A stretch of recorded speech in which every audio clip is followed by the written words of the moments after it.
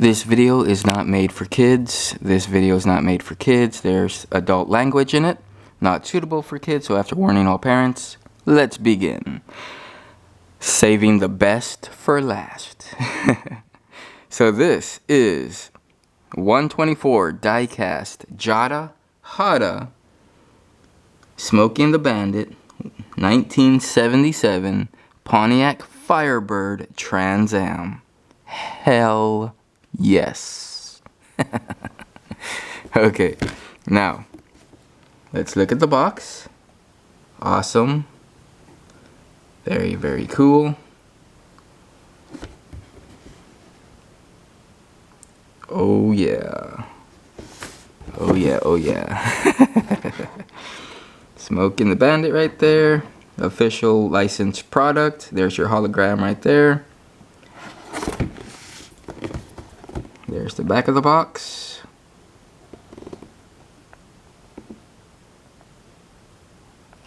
Hollywood Rides. There's the side.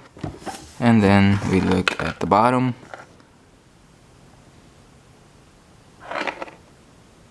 Okay. Again, no other car at the time could keep up with this car. Out of the factory, stock. This was, again, one of the last true American muscle cars. No other. No Mustang, no Challenger, Charger, Cuda, what is it? Camaro, Corvette, Mercury, any other car could keep up with this car right here. This was the best of the best American muscle last breed for, again, the late 70s. So, if you have not seen Smokey and the Bandit, there's a lot to actually catch up on, talk about all this stuff. I'm going to try my best to bite my tongue on certain aspects of the movie and not go on to rants. Okay?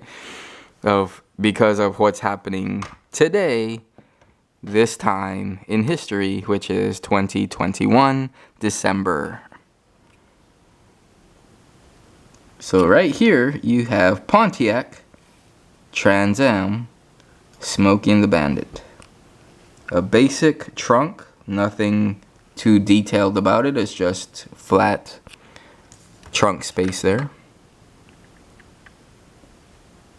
I grew up watching Smokey and the Bandit. Not in theaters. I was born in the 80s. Very early 80s. But I did rent it on VHS. I did watch it on TV. And I loved it. It is about a southern good old boy. How people call him. Just like the General Lee, Dukes of Hazzard, and other amazing, at the time, movie cars. The A-Team and other great cars of that time. And then, of course, you have from the 80s, but we'll talk more about those later. Man, oh man. Yes, this is a gorgeous, beautiful top, man. I want to say top 5, but oh man, I don't know. It has to be top 10.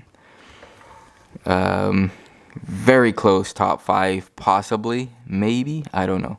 I really have to count down my top 10 dream car, favorite cars of all time ever made. I'll do that later, but right now, just let's check this out. So again, biting my tongue on certain things. Let's check this out. Let's look at the detail again.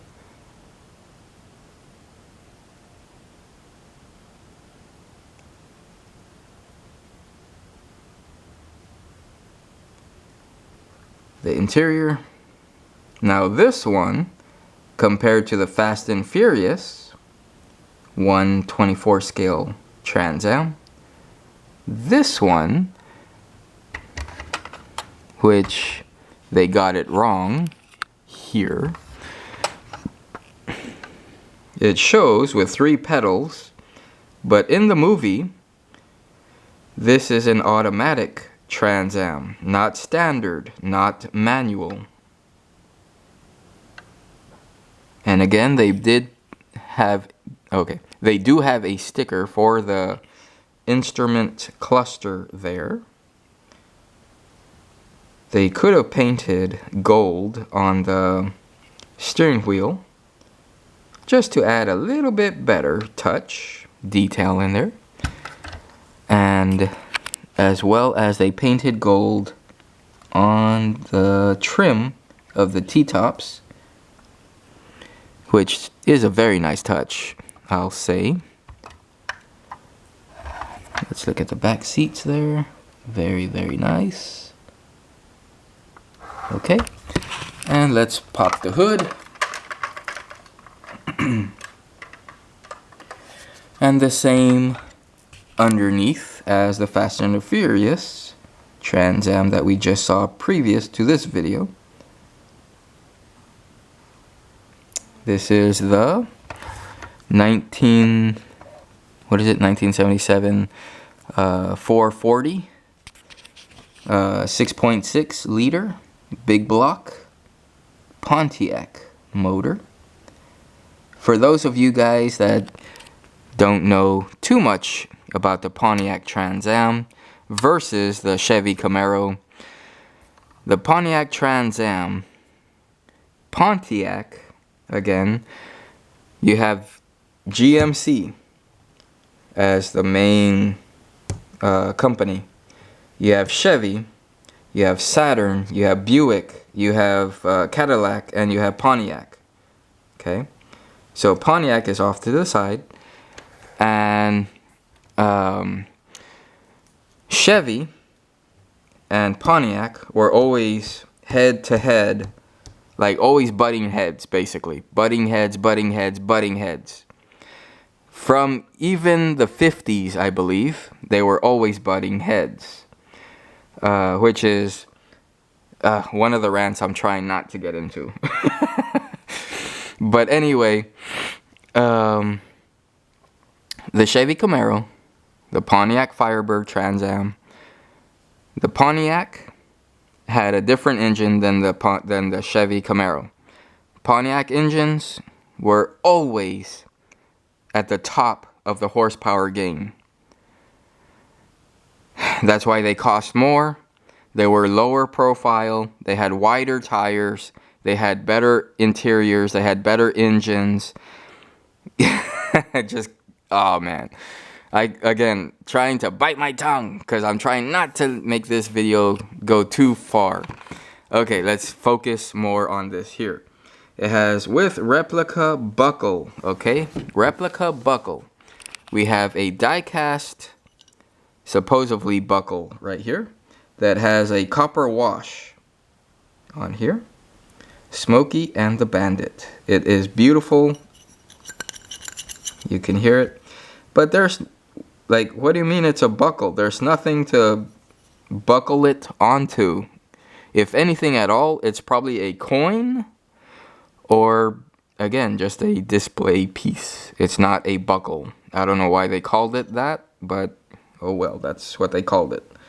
As you can see, it's flat in the back. There's no like glue or anything like this where it would have like a little peg here and then a ring here so that you could actually use it as a belt buckle or any other type of buckle. But again, it's just a molding. If anything at all, possibly a coin, but there you go. Either way, very cool, nice touch. Again, if I had a choice between this or a action figure of Burt Reynolds standing next to the Trans Am, I would have preferred Burt Reynolds. Again, that's just me. Okay, but yeah, very nice touch with this. Not great, but it's a nice touch.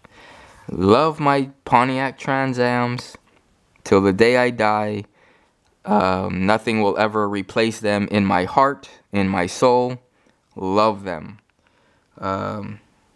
America's last muscle car, at least in the last 1970s, early 1980s, when they actually tried to make it with the turbo engine.